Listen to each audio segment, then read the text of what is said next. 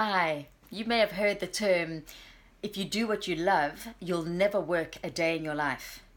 What rubbish. Chances are, if you do what you love and you're deeply passionate about your work and super engaged, that you could blur the boundaries between always on and always doing work and the rest of your life. It's one of the ironies of my job. I love what I do. I'm deeply passionate about the travel, the experiences, the masterclasses, the workshops, the people I get to meet. But I know, as I experience this weekend, that when I'm too switched on, it actually becomes difficult for me to switch off. And I start to feel as if I'm in a bit of a complicated relationship. Yes, it can be thrilling and engaging and passionate. But if it's too much, it can also become overwhelming and exhausting. The World Health Organization recently classified burnout as a real condition. So it is a syndrome that we now get because of the relentless pace and the stress that we're exposed to. And in the work that I do, there's a long trajectory before burnout. There are red flags and things you can look out for.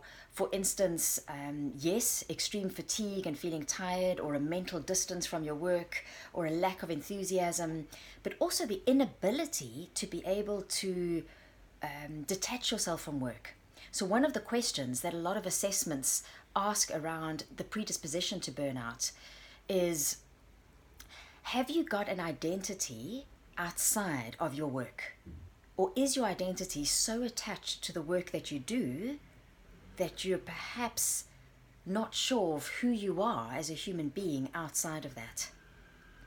This is something that I've often had to ask myself because of the amount of engagement and love and raison d'etre that I have with the work that I do. And now, burnout can affect anybody at any time, but there are certain groups or certain individuals that are predisposed to it. Certainly those in the helping profession, in servicing profession, entrepreneurs and business leaders that are very passionate and engaged with their work and their teams. But you can't serve others, be it customers or teams or even your family and loved ones, if you're completely burnt out or tired or unable to switch off or just connect with yourself outside of work. So there's many strategies. I'm just going to share one that I personally tried this weekend and reminded myself of how powerful it is. And that is to have clear digital boundaries. I hope that in the evenings you're creating a bit of a buffer between your mobile devices and your inbox and when you want to go to sleep, because that certainly helps.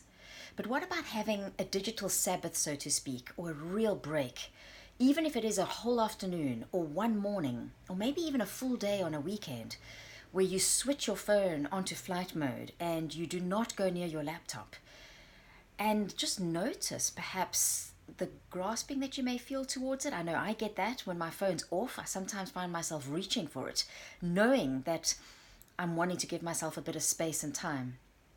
And the gifts can be enormous. I mean, it's often when you create a bit of space that you're able to relax and to potentially think of solutions and innovations and opportunities, or just rest, so that when you do re-engage, you're that much more passionate and refreshed and have some respite and reprieve from this very, very busy existence that we all lead. There's a great Harvard Business Review article by Jennifer Moss, who's the author of Unlocking Happiness at Work. And I'll share the link to her article because there's some wonderful stats from Gallup and some thought-provoking questions for engaged, passionate leaders, and how potentially, by that kind of example, we could be driving burnout in our teams. And so important for you, if you are that kind of person, to also be able to identify potential red flags in others. So I hope that you have a week that does not drive burnout, but rather drives engagement and passion, with many little pockets of rest and reprieve in between.